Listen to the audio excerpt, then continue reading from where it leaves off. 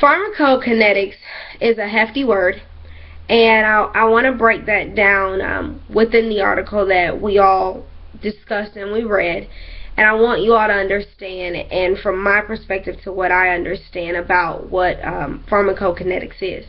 So what it means, the word itself, is the absorption in the body with an elderly person. So how your drugs or how medications are absorbed in the body and how the body chemistry reacts to those foreign entities within your system.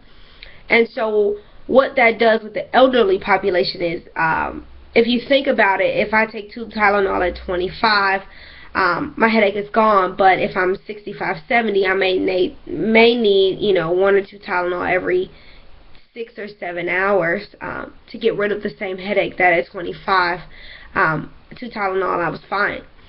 So what you have to remember is that your body chemistry changes as you get older, and so your metabolism slows down, your renal functions change, the absorption of medications within the bloodstream changes, and all of that is encompassing in pharmacokinetics.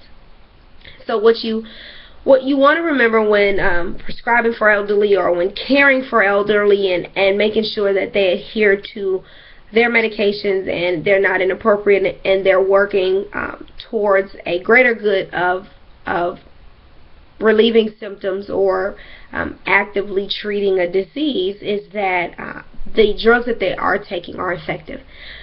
So you want to make sure that some things you may need have a stronger dosage and that it has a longer half-life. And so what we mean by half-life is that when I have a drug and it's in my system, it may take 4 or 5 days to get out of my system versus 10 to 12 as an older person.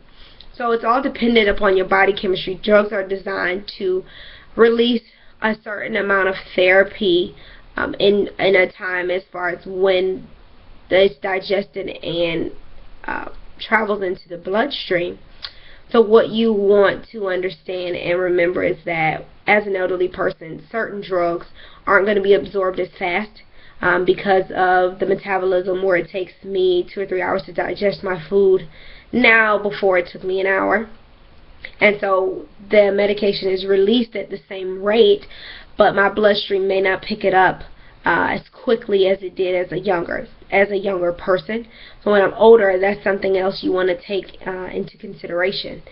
So when you think about metabolism, you think about how drugs are absorbed in the body. All of these things are within the pharmacokinetics. So what that means with the elderly population and how they would come away with that concept is to just let them know that, the therapy that their doctor has prescribed is adequate for them, and they want to make sure to remember that things take time, and as you get older, the body is changing and the chemistry of your body has changed, and you have to remember that but things get stronger sometimes as you get older.